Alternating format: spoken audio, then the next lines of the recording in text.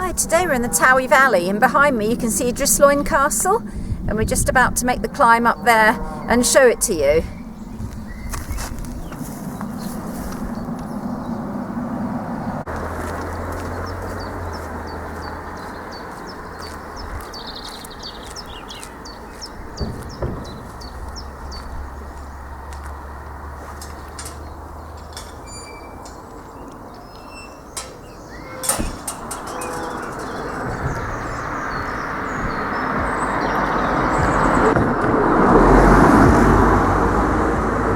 Dryslwyn Castle was built in the 1220s by one of the Princes of Deheubarth, and nobody really knows who, but they think it might be possibly somebody called Dryslwyn.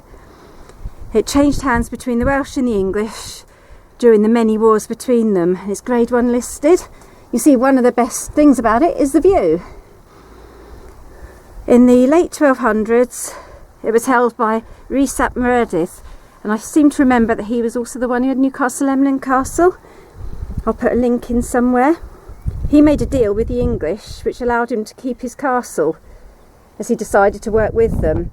And then in 1287 he decided to have a revolution against them, which was maybe a bit foolish, because 11,000 English troops then attacked the castle using a trebuchet and also undermining the walls, and they took the castle. He was captured and he was executed in 1292 after a siege. And there's not much information in between. The next thing I could find was in 1403, unclear took the castle, but he was again defeated by the English when they destroyed much of the castle and took away the stone to stop the Welsh recapturing it. So the castle was one of a series of defensive castles along the River Towie. You've got Carmarthen, and then you've got the castle at Llandilo and Carreg-Cennen further away again. When we get to the top, I'll point out the directions so that you can get your bearings.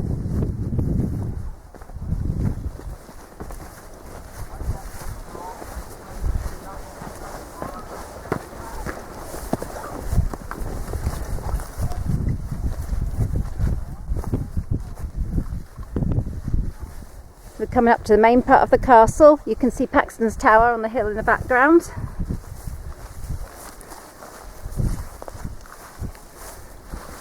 Beyond Paxton's Tower is the National Botanic Gardens.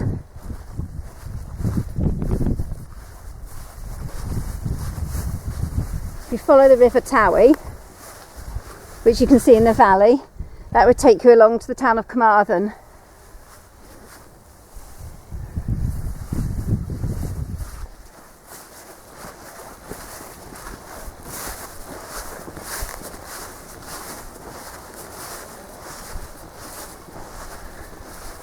So this is the main part of what's left after the castle was taken by the English. There's a notice board here which says we're at the inner gate. Apparently this is the only castle in Wales of that time to have 3 wards.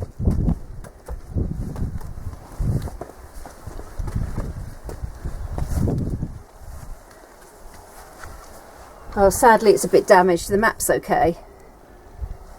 So you've got the outer ward, the middle ward and the inner ward. So that makes it historically unique for this part of the country.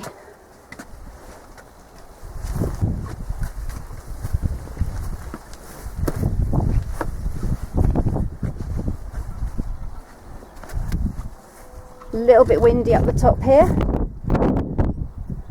You can see the outer walls.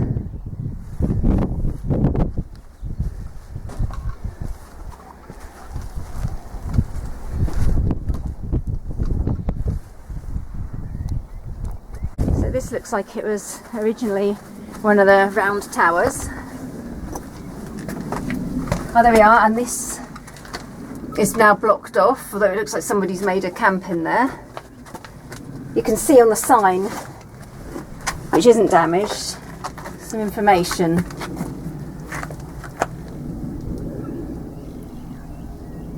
Oh, so there was a basement. So it's pretty tall, really. Here's the other side of the round tower. Look how thick the walls were. I can't even work out how many feet wide, but you can imagine that would have been a hell of a job to destroy it, even with a trebuchet. In case anyone doesn't know, that's like a giant catapult that would have been used to fling boulders.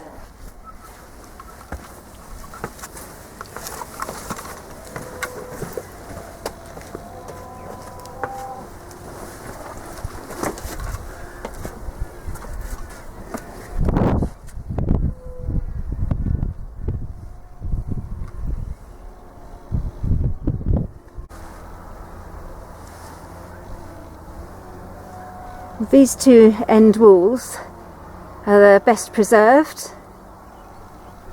and I'll put a picture in somewhere to show you them looking up from below.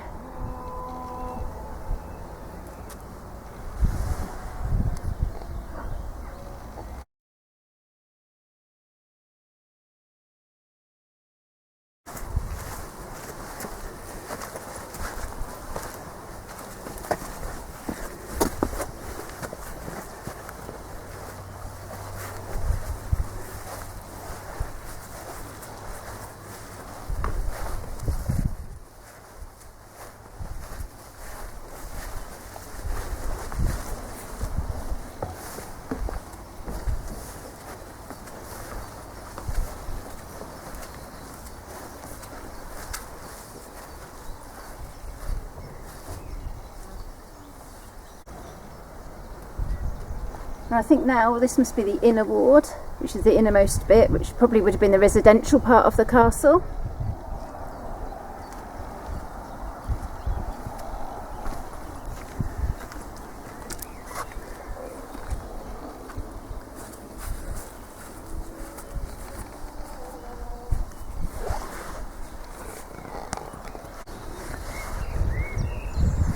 If you look across the Towy Valley, there's some cattle under a tree, and in the distance you can see where there used to be an old railway.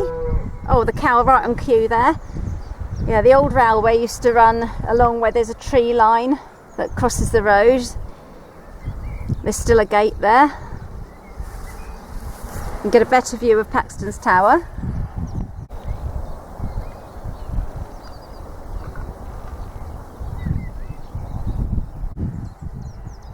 As I said, beyond that is the Botanic Gardens.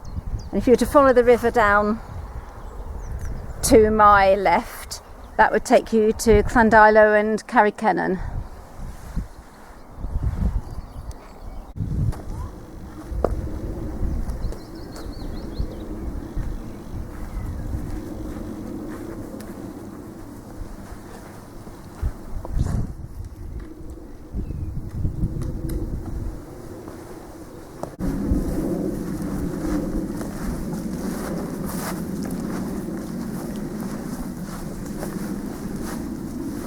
Sure what that stone thing would have been. I think one of the buildings was a chapel.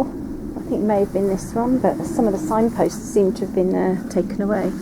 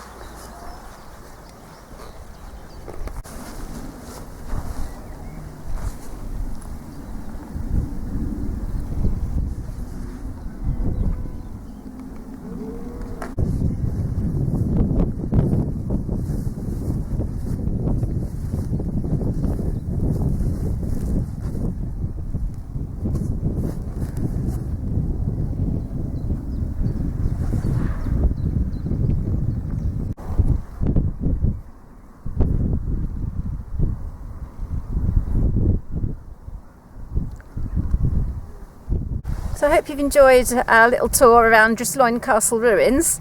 Although there's not much left, it's had a really interesting history through the ages. So thanks for watching. Bye.